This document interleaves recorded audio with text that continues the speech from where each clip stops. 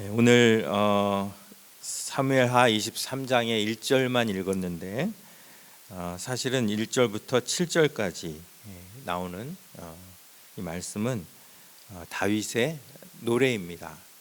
그래서 한국말 성경을 보면 별로 구분이 없는데 영어 성경에는 이 따옴표를 사용해서 하나의 노래로 직접 인용된 그런 노래임을 나타내고 있습니다. 자, 이 노래의 제목은 지금 1장 제일 처음에 나오는 그 문장입니다. 그래서 제목이 뭐냐면 이는 다윗의 마지막 말이라. 이것이 제목이에요. 다윗의 마지막 말. 자, 그렇다면 우리가 흔히 마지막 말 하면 한국말로 뭐라고 얘기하죠? 유언이라고 얘기해요. 그래서 이게 유언인가 보다라고 생각하기 쉽지만 사실 다윗의 유언은 다윗이 죽기 전에 솔로몬에게 한, 그래서 열왕기상 2장에 나오는 유언이 따로 있습니다. 그래서 여기서 이 마지막 말이라는 것은 words, 이 마지막이라는 이 말은 유언이 아니라 마지막 노래였다라고 보는 것이 더 적절할 것 같습니다. 그래서 오늘 제목을 다윗의 마지막 노래 이렇게 정해 보았습니다.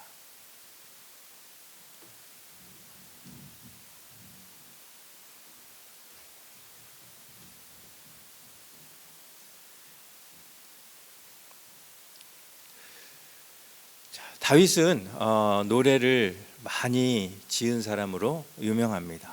그런데 다윗의 그 많은 노래 중에서 마지막 노래가 과연 무엇을 노래하고 있는가, 굉장히 중요한 그런 의미가 있다고 생각을 합니다.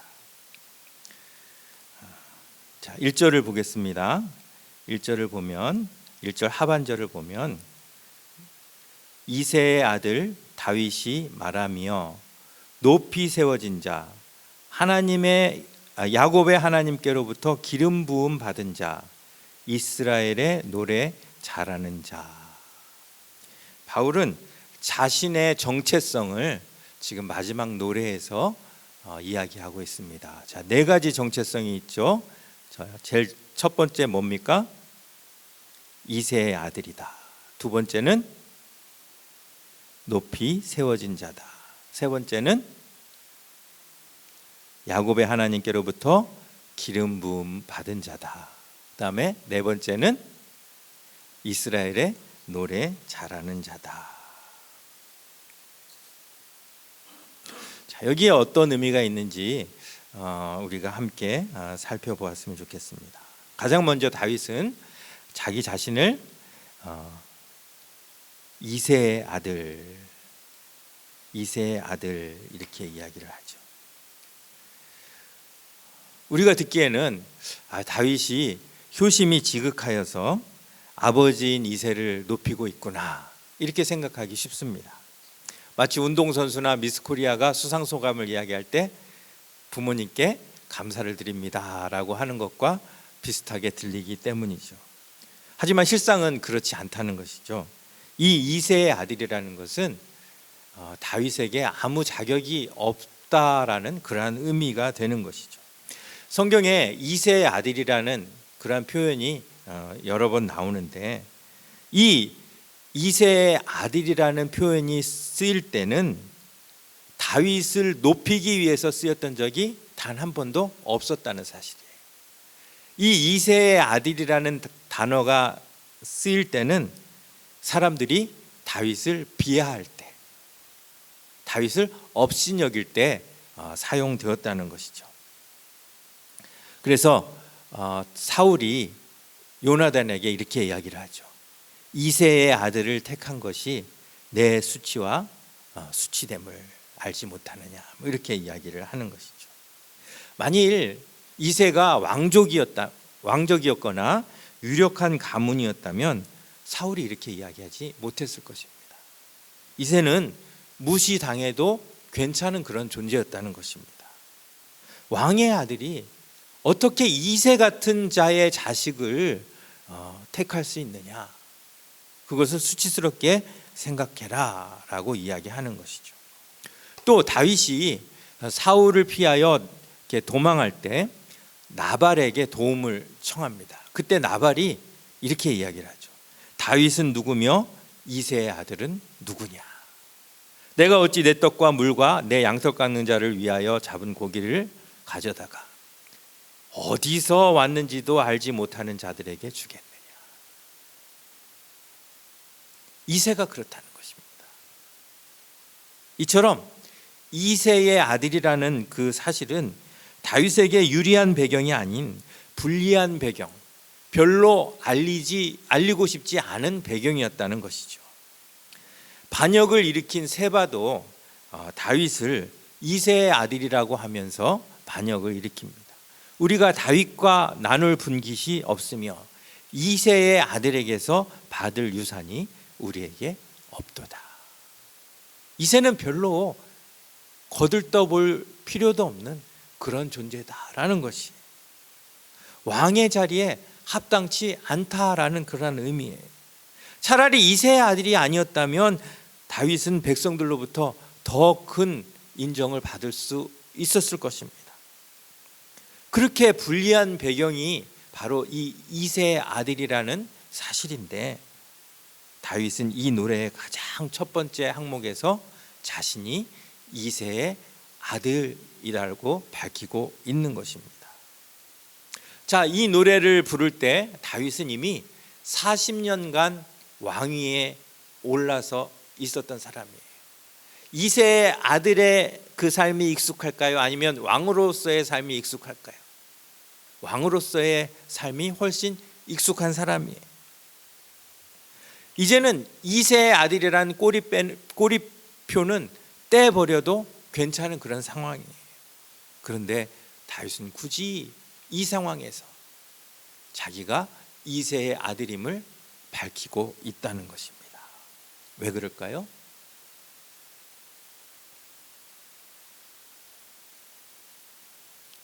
그것이 바로 자기의 본래 정체성이기 때문입니다. 아무리 왕으로서의 삶으로 익숙해졌다 할지라도 자기는 처음부터 왕이 될 자격이 없는 사람이었음을 시인하는 것입니다. 개구리 올챙이적 생각 못한다라는 속담이 있죠. 그런데 다윗은 개구리 가운데 왕개구리가 되었음에도 불구하고 자신의 올챙이적을 생각하고 있는 것입니다. 자, 이렇게 자기 자신을 낮추면 낮출수록 누가 높아집니까? 그를 높여주신 분이 높아집니다. 결국 이 고백을 통해서 우리는 알 수 있습니다. 다윗의 삶은 자기 자신을 높이기 위한 삶이 아니었구나. 그의 관심은 오직 자기를 이렇게 높이시고 인도하신 하나님만을 높이기 위한 삶이었구나. 여러분, 욥 기억하시죠? 욥도 마찬가지. 동방의 유력한 자, 많은 재산을 소유하고 많은 자식을 소유한 그러한 부자가 그 모든 것을 다 잃었을 때 욥이 뭐라고 고백합니까? 이르되 내가 모태에서 알몸으로 나왔사온즉 또한 알몸이 그리로 돌아가올지다. 주신 이도 여호와시요 거두신 이도 여호와시오니 여호와의 이름이 찬송을 받을지어다. 우리는 우리가 가장 많이 가졌을 때 그걸 기준으로 해서 내가 잃은 것을 생각합니다. 내가 양도 이만큼 잃고 소도 이만큼 잃고 내 자녀들도 이만큼 잃었다. 가장 높은 것을 기준으로 해서 생각을 합니다. 근데 욥의 기준은 어디에 있습니까? 자신이 가장 아무것도 없었을 때, 알몸으로 이 세상에 나왔을 때 그 모습을 기준으로 생각하면서 하나님을 원망한 것이 아니라 오히려 하나님께 감사하고 찬송하고 있다는 사실입니다. 다윗 역시 가장 높은 곳에서 가장 많은 것을 가지고 있지만 그때를 기준으로 자기의 정체성을 확립한 것이 아니라 자기가 가장 자격 없을 때 그때를 기억하면서 하나님께 대한 감사를 잊지 않았던 것입니다. 여러분, 부자가 천국에 들어가기 어렵다는 뜻이 무슨 뜻일까요? 부자는 자신의 정체성을 어디에 기준을 두고 있습니까? 자기의 소유에 두고 있습니다. 내 신분이나 내 지위나 내 소유로 포장해서 하나님 앞에 서는 사람은 자신의 진정한 정체성을 발견할 수 없기 때문에 부자가 천국에 들어갈 수 없다는 것입니다. 하지만 다윗은 그 누구보다 부자였지만 자신의 정체성을 자신이 가장 낮았을 때 그것을 기준으로 확립했기 때문에 그는 구약에서 하나님 나라를 가장 풍성하게 누렸던 사람이었다는 사실을 이 본문, 이 이새의 아들이라는 다윗의 고백을 통해 우리가 배울 수 있는 것입니다. 그렇다면 우리는 어떻게 하나님 나라를 누릴 수 있을까요? 나의 배경과 나의 신분과 나의 소유와 나의 지위와 모든 것을 다 내려놓았을 때 그제서야 비로소 하나님의 은혜가 우리 눈에 보일 수 있다는 것입니다.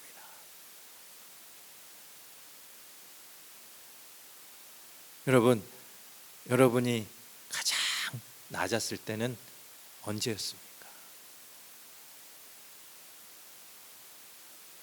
그리고 그때 우리를 부르셔서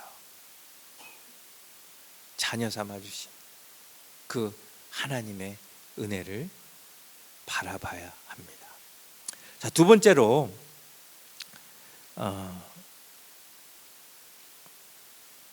다윗은 높이 세워진 자라는 정체성을 고백하고 있습니다.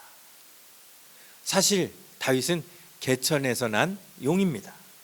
아무 배경도 자격도 없는 사람인데 이스라엘의 왕이 되었으니 얼마나 대단합니까?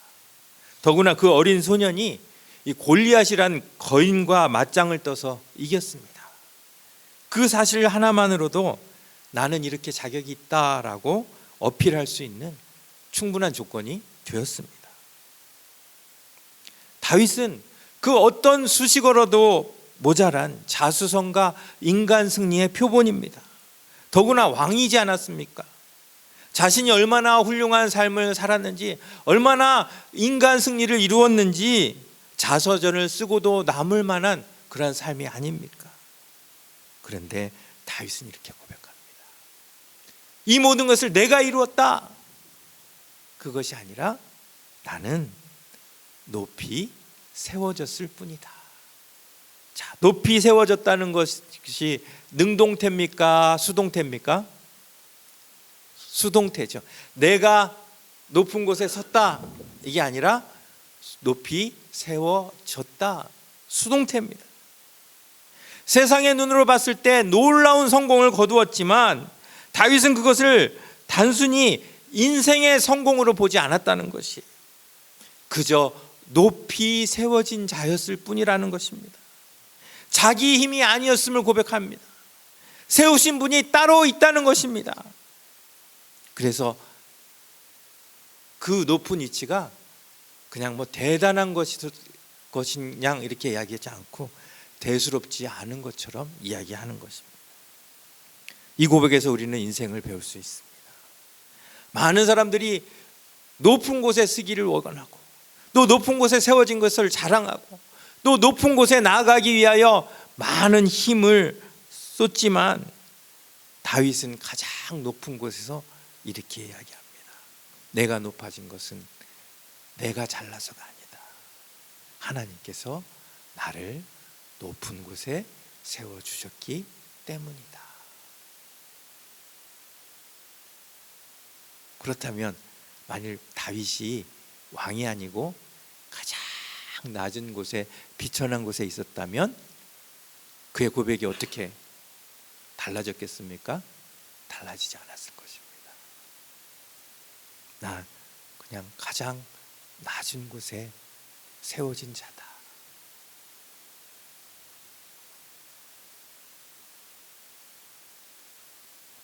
그가 높은 곳에 있든 그가 낮은 곳에 있든 그가 많은 것을 가졌든 적게 가졌든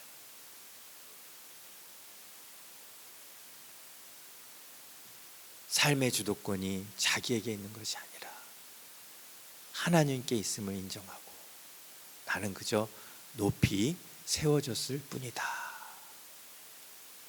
다윗은 여기서 고백하고 있는 것입니다. 내가 높아졌다고 우쭐댈 필요도, 내가 낮아졌다고 비관할 필요도 없다는 것입니다. 나는 왜 요 모양 요 꼴이냐, 이렇게 생각하시는 분 계십니까?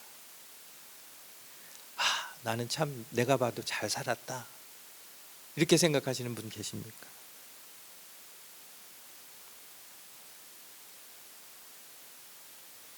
그것은 나의 진정한 정체성이 될 수 없습니다. 내가 높아지든 낮아지든 나를 그곳에 세우시는 분이 있다는 것, 그것이 진정한 우리의 정체성이라는 것입니다. 세 번째 고백입니다. 다윗은 첫 번째 뭐예요? 이새의 아들. 두 번째는 높이 세워진 자. 세 번째는 야곱의 하나님으로부터 기름 부음 받았다. 드디어 다윗이 하나님 이야기를 합니다. 제 생각에는 다윗이 가장 먼저 하나님 이야기를 하고 싶었을 것 같아요. 그런데 기다렸다가 가장 클라이막스에서 드디어 하나님을 등장시킵니다. 그러면서 자신의 가장 큰 정체성을 이야기하죠. 여러분, 만약에 이 네 가지 고백 중에 이 세 번째가 빠져 있다면 어떻게 될까요? 아무것도 아니죠. 안고 없는 찐빵이 되는 맞습니다. 아무리 이새의 아들 높이 세워지고 노래를 잘하고 이래도 이 세 번째가 빠지면 아무것도 아니라는 것이.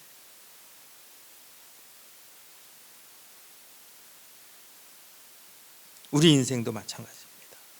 우리 인생의 가장 중요한 정체성의 실마리는 하나님과의 관계로부터 온다는 것이죠.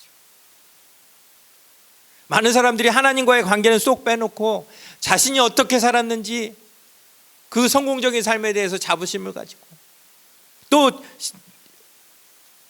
실패의 삶을 가지고 또 거기에 원망을 하고 후회를 하고, 그렇지만 그런 것은 아무것도 아니라는 것이죠. 우리의 가장 중요한 정체성은 바로 하나님께로부터 온다는 것입니다. 암행어사가 훌륭하게 일을 잘 처리하고 어진 정책을 펼쳐서 모든 백성들에게 인정과 존경을 받았습니다.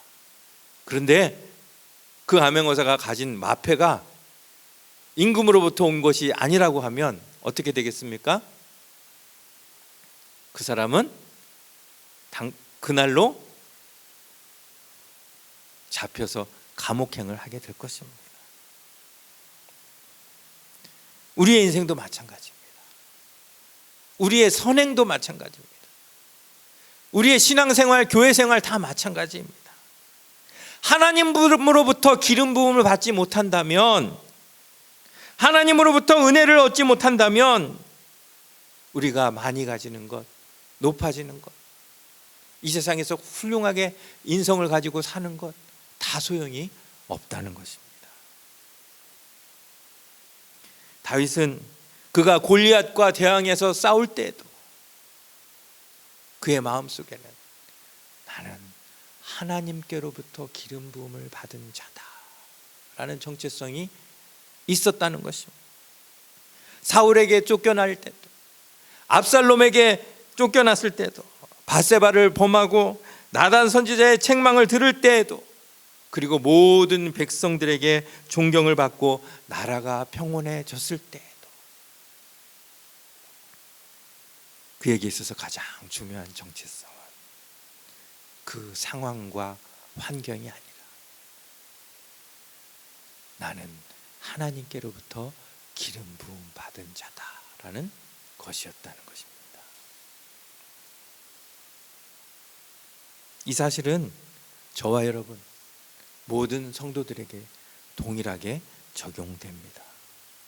이 세상의 상황과 지위는 내 정체성에 영향을 주지 못합니다.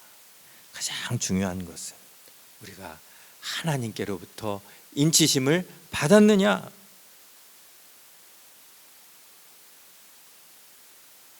우리에게 아버지의 자녀라는 확신이 있느냐라는 것이죠. 그리고 마지막으로 다윗은 첫 번째 이새의 아들, 두 번째 뭐예요? 높이 들렸다. 세 번째 기름 부음을 받았다. 그리고 네 번째 이스라엘의 노래 잘하는 자. 자, 이 네 가지 중에서 제가 제일 관심 있는 항목이 뭘까요? 예, 그럴 것 같죠. 네, 근데 사실은 저도 음악을 공부했기 때문에 이 네 번째가 가장 관심이 있습니다. 아, 다윗하고 나하고 통하는 게 있겠구나 이런 생각을 갖고 있습니다. 무슨 의미일까요? 이 부분은 다음 주에 살펴보도록 하겠습니다. 오늘 결론을 말씀드립니다. 다윗은 이 마지막 노래에서 자기의 정체성을 가장 먼저 밝힙니다. 이새의 아들, 높이 들리운 자, 야곱의 하나님께로부터 기름 부음 받은 자. 자신의 숨기고 싶은 출신 이새의 아들임을 가장 먼저 드러내며 자기가 누구인지를 하나님 앞에서 분명히 드러냅니다. 왕으로서 지금은 비록 호사를 누리고 있지만 그것이 자기의 진정한 정체성이 아님을 하나님 앞에서 벌거벗은 듯이 드러냅니다. 그리고 자기는 본래 이렇게 자격이 없는 사람이었다라고 고백하고 있는 것입니다. 우리도 마찬가지입니다. 도대체 우리가 무슨 자격으로 하나님의 자녀가 되었습니까? 우리가 도대체 무슨 공로가 있어서 이 자리에 있습니까? 나의 가장 낮은 모습, 나의 가장 자격 없음을 죽을 때까지 잊지 않고 사시는 저와 여러분들 되시기를 바랍니다. 그다음에 두 번째, 높이 들리운 자라는 고백을 통해 우리의 인생은 내가 이룬 것이 아닌 하나님께서 인도하신다는 사실을 기억하시는 저와 여러분 되시기를 바랍니다. 여러분, 내 인생을 굳이 미화시키거나 과장시킬 필요가 없어요. 어차피 우리의 자랑은 내가 아닌 나를 인도하신 하나님에 대한 것이어야 하기 때문입니다. 오직 우리를 인도하시는 하나님만 의지하고 하나님만 자랑하시는 저와 여러분 되시기를 바랍니다. 그 다음에 세 번째, 야곱의 하나님께로부터 기름 부음 받은 자라는 고백을 통해 우리의 진정한 정체성을 돌아볼 수 있기를 원합니다. 사도 바울도 비슷한 고백을 했죠. 고린도후서 15장 10절 말씀입니다. 우리 한번 같이 읽겠습니다. 시작. 그러나 나의 나 된 것은 하나님의 은혜로 된 것이니 내게 주신 그 은혜가 헛되지 아니하여 내가 모든 사도보다 더 많이 수고하였으나 내가 아니요 오직 나와 함께 하신 하나님의 은혜로라. 이 고백이 저와 여러분들의 고백이 될 수 있기를 바랍니다. 나의 모든 삶의 행동과 동기, 업적과 지위, 모든 것이 하나님으로부터 오지 않았다면 아무 소용이 없다는 것을 다윗과 사도 바울이 공히 고백하고 있습니다. 오늘 이 다윗의 마지막 고백을 통해서 하나님의 은혜로 받은 구원과 하나님 나라에서 우리가 누리고 감당해야 할 사명이 무엇인지, 또 우리가 받은 그 모든 것들이 누구에게로부터 왔는지를 함께 생각해 보며 남은 삶을 하나님으로부터 나오는 은혜로만 살겠다고 다짐하고 결단하는 우리 길교의 모든 귀한 성도들 다 되시기를 간절히 바랍니다. 기도하겠습니다.